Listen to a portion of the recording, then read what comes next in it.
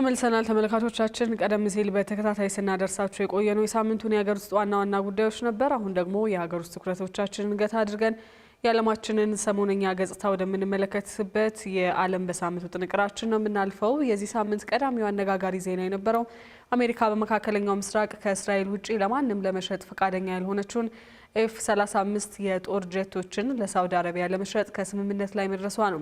በሌላ በኩል ፕሬዝዳንት ዜሌንስኪ ዩክሬን አወዛጋቢ ግዛቶቿን ለሩሲያ አሳልፋ መስጠትን የሚያካትተውንና በአሜሪካ የተዘጋጀውን የሰላም እቅድ ላይ ለመደራደር ዝግጁ መሆናቸውን ማሳወቃቸው የተሰማውን በዚሁ ሳምንት ነበር። ፕሬዝዳንት ዜሌንስኪ በመጀመሪያ ላይ የእቅዱ ዝግጅት ሀገራቸውን ያካተተ አለመሆኑን በመጥቀስ እምቢተኛ መሆናቸውን ቢገልጹም የአሜሪካ ልዩ ልዑክ በኪየቭ ተገኝተው ከፕሬዝዳንቱ ጋር ከተነጋገሩ በኋላ ዜሌንስኪ ለድርድር ዝግጁ መሆናቸውንም ጠቁመዋል። ሪፖርተራችን ዘነበ ኃይሉ በሳምንታዊው የዓለም በሳምንቱ ጥንቅራችን እነዚህንና ሌሎችን የሳምንቱን አበይት መረጃዎች ወደ እናንተ ያደርሳል። እንመልከተው። በዓለም በሳምንቱ ጥንቅራችን በቀዳሚነት የምናነሳው የሳምንቱ አነጋጋሪ ጉዳይ የአሜሪካና ሳውዲ አረቢያ ግንኙነትን የተመለከተ ይሆናል። አሜሪካ የኤፍ-35 ዘመናዊ የጦር ጀቶችን ለሳውዲ አረቢያ እንደምትሸጥ ያሳወቀችው በዚህ ሳምንት ነበር። በመካከለኛው ምስራቅ ከእስራኤል ውጭ ይህን በማንም እጅ የማይገኘውን ጄት ሳውዲ አረቢያም እንደሚኖራት ትራምፕ ያሳወቁት የሳውዲ አረቢያው ልዑል አልጋ ወራሽ መሐመድ ቢን ሳልማን ዋሽንግተንን በጎበኙበት ወቅት ነው። ፕሬዝዳንቱ ስለ ሽያጩ ከሪፐብሊካን ፓርቲያቸው አባላት ጭምር ተቃውሞ ያስተናገዱ ሲሆን ዋና ምክንያቱ ደግሞ የሳውዲ አረቢያ ቁጥር 1 የንግድ አጋር ቻይና እንደመሆኗ ቴክኖሎጂው ቤጂንግ እጅ እንዳይገባ በመስጋት ነው ተብሏል። በሌላ በኩል ኤፍ-35 የጦር ጀቶችን ለሳውዲ አረቢያ መሸጡ የዋሽንግተንን ወዳጅ ሀገር እስራኤልን ያስቀይማል የሚል ስጋትም ማጫሩ አልቀረም። ሆኖም ፕሬዝዳንት ትራምፕ እስራኤልም ሆነ ሳውዲ አረቢያ የሀገራቸው የልብ ወዳጅ ሀገራት መሆናቸውን በመጥቀስ ሁለቱም ሀገራት ተመሳሳይ የኤፍ-35 የጦር ጀቶች ከአሜሪካ መሸመት እንደሚችሉ ነው የተናገሩት። በዚህ ወቅትም መሐመድ ቢን ሳልማን ከዚህ በፊት በአሜሪካ ኢንቨስት ለማድረግ ያቀዱትን $600 ቢሊዮን ወደ $1 ትሪሊዮን ለማሳደግ መስማማታቸውን የጠቆሙት that the 600 billion will be 1 trillion. Definitely, because what we are signing, it will facilitate that, and we I like will that go very on much. it. ፕሬዝዳንት ቮሎዲሚር ዜሌንስኪ በአሜሪካ በተሰናዳው የሰላም እቅድ ላይ ከፕሬዝዳንት ትራምፕ ጋር ለመደራደር ዝግጁ መሆናቸውን የገለጹት በዚህ ባሳለፍነው ሳምንት ነበር። የፕሬዝዳንት ዜሌንስኪ ጽህፈት ቤት በአሜሪካና ሩሲያ የተሰናዳው የሰላም እቅድ ረቂቅ እንደደረሰው ያሳወቀ ሲሆን ፕሬዝዳንት ዜሌንስኪም ይህ የሰላም እቅድ እንዲሳካ መካተት ስላለባቸው ነገሮች ከፕሬዝዳንት ትራምፕ ጋር እንደሚነጋገሩ ገልጸዋል። I look forward to speaking with President Trump in the coming days. We are aware that American strength and American support can bring real peace closer. We don't want to lose that. Special Envoy Witkoff, that Marco Rubio have been working on a plan quietly for about the last month.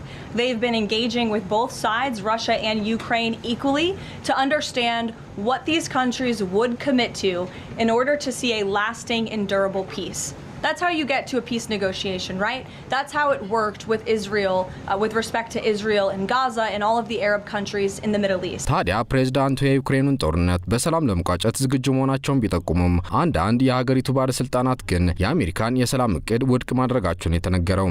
ምክንያታቸው ደግሞ በሰላም እቅድ ውስጥ ከተካተቱት ነጥቦች መካከል ዋነኛው ዩክሬን በሩሲያ ከተወሰዱባት ግዛቶች በተጨማሪ የተወሰኑ ግዛቶቿን አሁንም ለሩሲያ አሳልፋ መስጠት የሚለው ነጥብ መካተቱን ተከትሎ ነው ተብሏል። በዚህ የሰላም እቅድ መሰረት ክሬሚያ፣ ሉሃንስክና ዶኔትስክ ግዛቶች ለሩሲያ ተላልፈው ከመሰጠታቸው በተጨማሪ አሜሪካ የሩሲያ ግዛቶች አድርጋ እውቅና ተሰጣቸዋለች። ይህም ማለት ዩክሬን አሁን ላይ በከፊል የያዘችውን የዶንባስ ግዛት ሙሉ ለሙሉ ለቃ ትወጣለች ማለት ነው።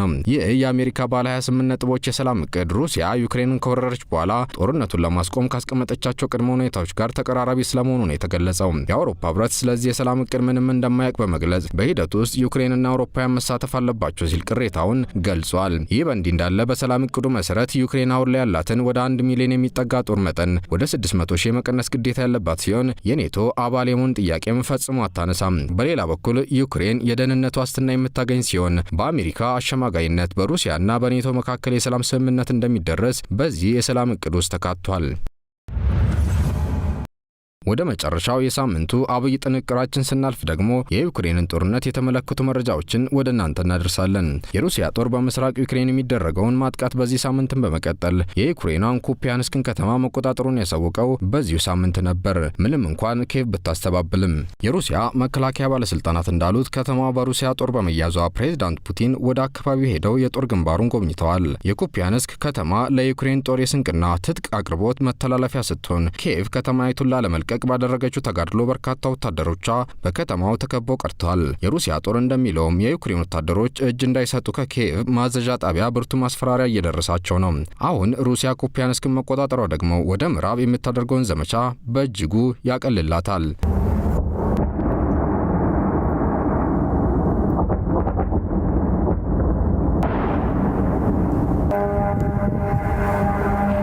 ይህ ሳምንት ሩሲያ በዩክሬን ላይ የምትፈጽመውን ጥቃት አጠናክራ የቀጠለችበት ሳምንት የነበረ ሲሆን በጥቃቱም ኪየቭ የተለያዩ ጉዳቶችን ለማስተናገድ ተገዳለች።